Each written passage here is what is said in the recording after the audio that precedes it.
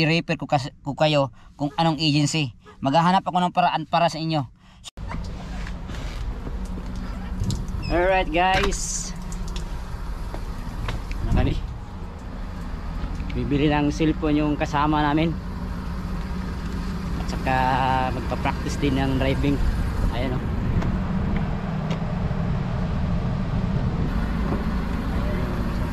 Boss, amo manager. Ayan. Kailangan kunin ko na yung ano ko, wallet.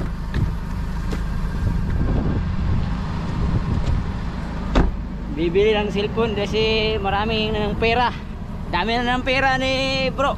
Dami mo ng pera no? Dami. Kaya bibili ka ng cellphone. Nag-aaway na nga sa wallet eh. So ngayon ay ulan. Ulan dito sa lugar namin.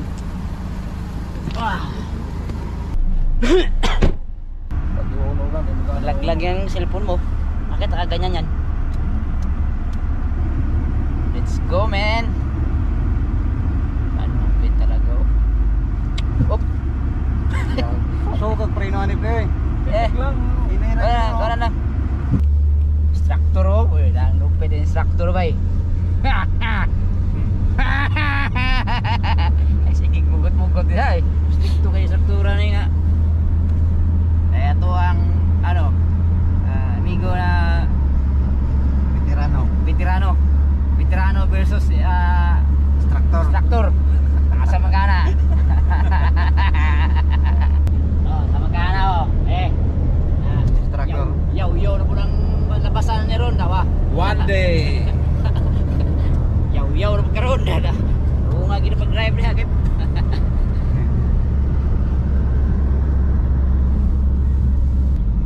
Banayad sa stoplight bro, banayad. Tapos sanayin mo bro na 0-0 yung ano bro. Para masanay ka. 0-0 talaga yung stop. Tapos wag mong ilagpas sa puti. Ayan, 0-0. Pak, okay. Oh. Okay kayo. Kain na kami kasi nagugutom na kami. Alright. Ba? Kain mo ng mga kulukoy. Tim Horton. Ano yung sa'yo pre? Secret, double. Hatag. Lami oh.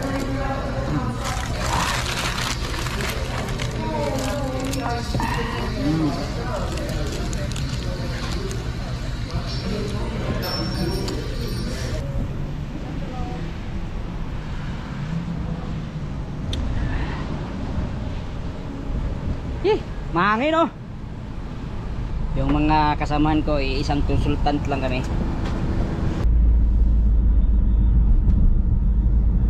Sapa yung bro yan.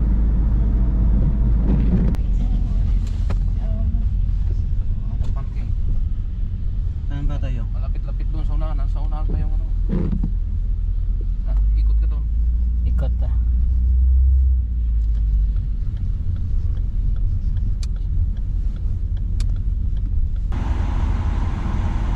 Maratol pagdating sa kuha. Kailangan. Masyado atang dikit dito. Ha? Masyado atang dikit. Baka hindi maka-open. Hindi, sakto lang yan. Ito lang. Tama lang. Yun ang dikit oh. Kasi ni Mas 7 kayo pupunta.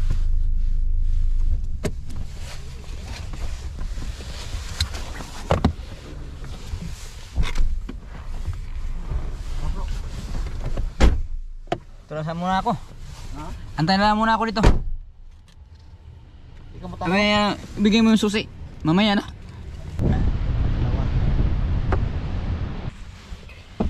So yun guys, abang sila ay bibili ng ano, ng cellphone, tayo naman magpipintuhan dito. Antayin muna natin sila mga ilang minuto siguro.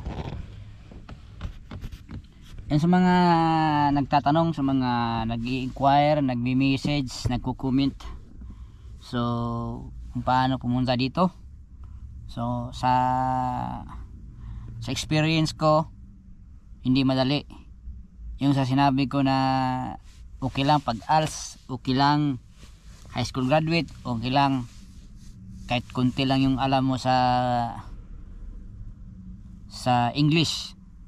Ang problema sa skilled, pag hindi ka fully skilled, wala kang mahabang experience, wala din, hindi ka rin matatanggap. Kasi dito kasi masilan ang masilan talaga dito ang qualification ng pag-a-apply. Yung dalawang yon, kasama ko yon, nag-apply. Sabay kami nag-apply, pero hindi kami sabay na pumunta dito.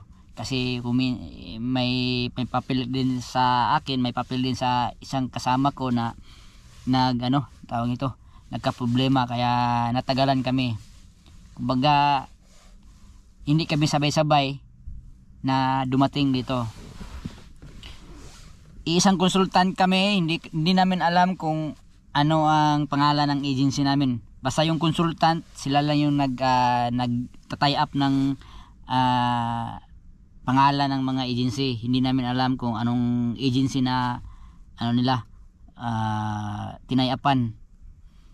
So sa mga tatanong, wala akong idea kung anong agency na pwede kong sa inyo i-refer. Pero sa iba naman, sa mga ibang kwento, may mga kasamaan ako na sa ibang company, maliban dito sa Quebec na mga kasamaan ko, may kasamaan ako sa Toronto, dati kong kasama sa Toronto, dati kong kasama sa ibang company sa ibang bansa, nasa Toronto ngayon. May isa din akong kakilala nasa Ontario. Ang nire-refer nila is an IPAMS. So kung gusto nyo mag-apply, fully skilled kayo, try nyo sa IPAMS, ang daming hiring doon, papunta dito siguro. Pero hindi ako sure hindi ko sure kasi dito ngayon sa Canada ay napakahigpit na. So siguro ang kukunin lang ng mga company yung mga fully skilled, kasi pagka hindi ka fully skilled, hindi ka qualified talaga sa ngayon kasi mahigpit dito. So kung fully skilled ka, katulad ng mekaniko, electrician, welder, trail driver, kung ano pa mga skilled na kailangan dito sa Canada, try mo mag-apply sa kanila, baka papalarin kayo. So meron din ang ibang agency, try nyo sa Mercan. Sa Mercan din kasi nag-hire din sila, ang pinaka-priority nilang pinapapunta dito ay ang mga trailer driver. Yung mga skilled na mga trailer driver, pwede kayong mag-apply doon. Daming mga agency sa atin na pwede nyo mag-applyan. Kahit hindi kayo pumunta dito sa Canada, ibang bansa naman, hindi lang Canada na priority natin na mapuntahan. May much better talaga na kung wala kang experience sa abroad, mapunta ka ng tawag nito Middle East, katulad ng Saudi, Qatar. Mga bansa na yan ay hindi naman gaano kalakihan yung sahod, pero at least may experience ka. Huwag ka munang magpunta dito nang wala kang experience na ex-abroad ka, kasi sayang lang ang pera na ibabayad mo sa pagpa-process. Kasi talagang ang kinukuha talaga nila dito ay yung mga ex-abroad. So ito lang ay base sa sa experience ko sa pag-a-apply. So wag ka munang dumiretso sa mga ibang step. Mag-step 1 ka muna. Mag-ipon ka muna ng experience, kung halimbawa ganun. So ayun, sa mga gustong pumunta dito sa Canada, may experience, yun nga sanabi ko, mag-experience ka muna, punta ka muna ng ibang bansa. Wag mo nang step 1 tong Canada kasi napakahigpit dito. So kung alas lang yung tinapos mo, hindi ka nakapagtapos ng college, tapos kulang ka sa English, hindi naman problema yan. Ang importante trabaho lang at saka experience. So yun lang naman ang kailangan na dito, yung masipag ka, alam mo yung trabaho mo, hindi ka na hindi ka na tawag nito, hindi sila mahihirapan na mag-train sa iyo. So yun, ang advice ko sa inyo, kung mag-apply kayo, direct agency kayo, huwag kayong mag-direct sa sa consultant, kasi sa consultant kasi malaki babayaran. Sa agency kasi kukunti lang. Kasi sa pagkakaalam ko sa IPAMS, ang mga nag-a-apply doon, yung makapunta na dito, siguro walang 100 libo yung ginastos nila. Ang ginastos nila pamasahe papuntang Maynila, pag-process ng papel, ganyan. Pero sa amin malaki kasi consultant kami, hindi kami dumaan sa agency. Ang consultant na dumaan sa agency, nagta-tie up. Bibigay ako ng idea sa inyo, kung gusto niyo pumunta dito, maghanap kayo ng legit na agency at saka tanungin niyo kung magkano yung babayaran niyo para hindi kayo para hindi kayo maghihinayang sa bandang huli na makapunta. Pagdating na dito malaki pala yung babayaran nyo. Totoo lang, kung alam ko pa lang na malaki ang gagastusin ko sa pagpunta dito, hindi na ako pumunta dito hindi na ako tutuloy. Kasi sa pag-vlog ko dati, malakas naman ang engagement ko, malaki ang kinikita ko rin sa pag-vlog. So ano po bang rason na pupunta ako dito? Stable naman yung income ko dyan sa Pilipinas. So sa ngayon, tiis-tiis lang muna. Nandito na ako. So pagpatuloy ko na lang yung naumpisahan ko dito. Kasi nandito na ako wala na akong magagawa So ayun. Good luck na lang sa mga dyan, sa mga kababayan natin na gustong pumunta dito, mag-apply. So yun lang guys, yun lang may papamahagi ko sa inyo mga tips sa mga kababayan nating mga gustong pumunta dito. So gusto ko sana makatulong, kaso wala akong idea kung anong agency na pupuntahan nyo. Bigay lang ko ng idea na para secured kayo, mag-apply kayo sa agency, maghanap lang kayo ng agency. Ayun lang, ikot kayo sa Pedro Hill, iikot kayo sa Pedro Hill. Tapos maraming mga agency doon. Kita kayo ng mga agency doon na legit. Pasahan nyo yung resume. Wag lang sa isang agency, damihan nyo. Kung may mga agency na nagtatanggap talaga, sindan nyo. Or dyan ka sa online, magsisid ng resume sa email nyo. Send kayo ng email sa mga agency na yan na nag-hire, na akma sa skill nyo. Tapos pagka sino yung naunang mag-i-email sa inyo, magko-confirm ng interview, i-grab nyo. Pagka maganda naman bigayan, sige go. Yun lang yun. Yun ang ginagawa ko dati nung nasa pangunang step ako. Nung pumunta ako ng Maynila, sa pangunang step pumunta ako ng Pedro Hill. Walang kasiguraduhan pagpunta ko kung matatanggap ako or hindi. Basta yung step ko, pumunta ako ng Pedro Hill, nag-apply ako papuntang Saudi para makapag-experience.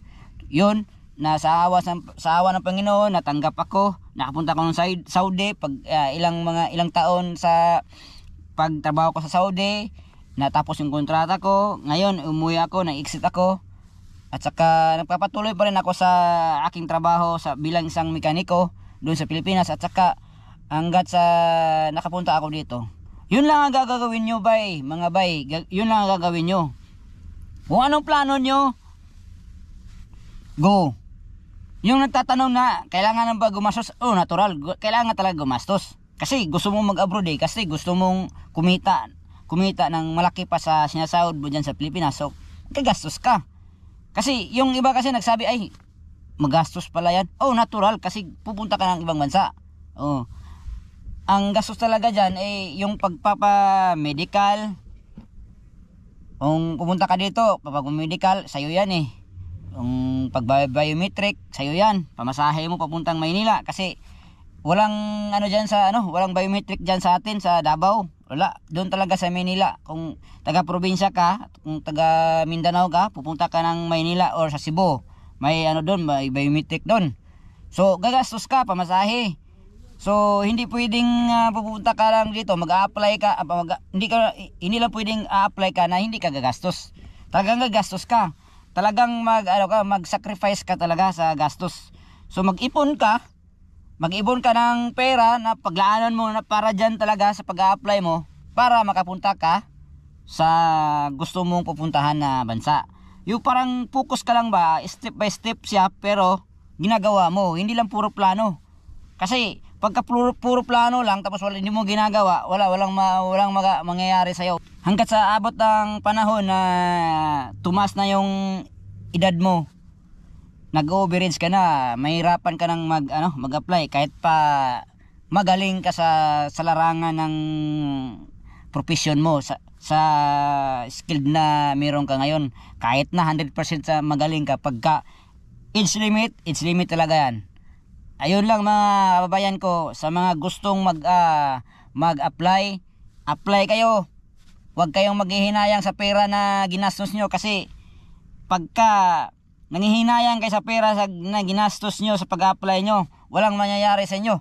Oh, totoo talaga yan yung sinasabi ko, step by step lang. Sa mga takot dyan, dahil